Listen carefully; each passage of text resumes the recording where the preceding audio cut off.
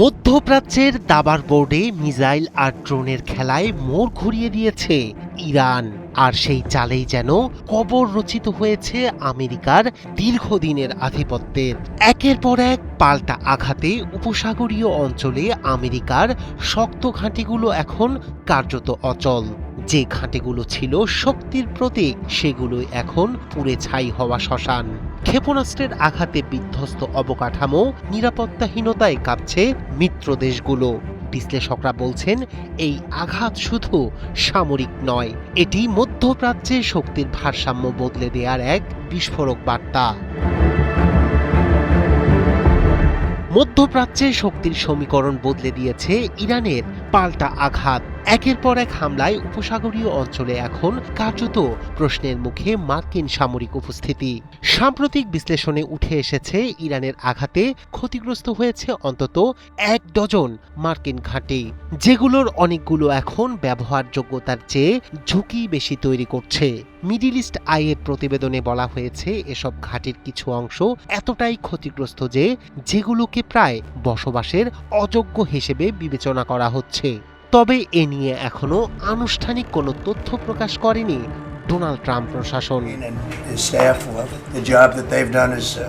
George Washington বিশ্ববিদ্যালয়ের মধ্যপ্রাচ্য রাজনৈতিক বিজ্ঞান প্রকল্পের পরিচালক মার্ক লিঞ্চ বলেছেন, এই ঘাঁটিগুলো ছিল মধ্যপ্রাচ্যে মার্কিন প্রভাব বিস্তারের মূল ভরকেন্দ্র। কিন্তু খুব অল্প সময়ের মধ্যেই এগুলোকে অকার্যকর করে দিয়েছে শহীদ খামেনির বীর যোদ্ধারা। তার মতে, প্রকৃত ক্ষয়ক্ষতির পুরো চিত্র এখনও আড়ালেই রেখেছে ওয়াশিংটন। উপসাগরীয় অঞ্চলে যুক্তরাষ্ট্রের এই সামরিক স্থাপনাগুলো ছড়িয়ে রয়েছে বাহরাইন, সৌদি আরব, সংযুক্ত আরব আমিরাত, কুয়েত, কাতার এবং ওমানে। এসব ঘাঁটির প্রবেশাধিকার কঠোরভাবে নিয়ন্ত্রিত, আর সাম্প্রতিক সময়ে ক্ষেপণাস্ত্র হামলার ছবি বা ভিডিও প্রকাশেও নিষেধাজ্ঞা জারি করা হয়েছে। বিশেষজ্ঞদের মতে, এই পরিস্থিতি শুধু সামরিক নয়, কৌশলগতভাবেও বড় ধাক্কা যুক্তরাষ্ট্রের জন্য। বাহরাইনে অবস্থিত মার্কিন ৫ম নৌবহরের ঘাঁটির অবস্থা নিয়েও প্রশ্ন উঠেছে। মার্ক লিঞ্চের ভাষায়, এই অঞ্চলে যুক্তরাষ্ট্রের সামরিক উপস্থিতির ভিত্তি যেন ভেঙে পড়েছে। এদিকে নতুন করে কৌশলগত পরিবর্তনের ইঙ্গিত দিচ্ছেন বিশ্লেষকরা।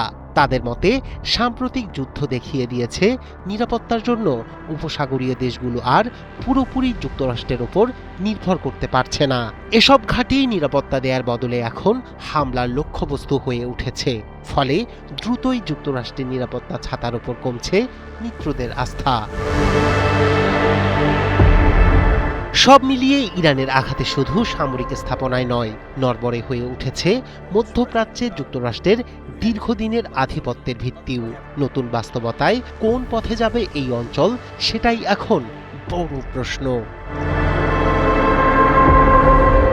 রায়হান কবির শুভ্র, ৭১।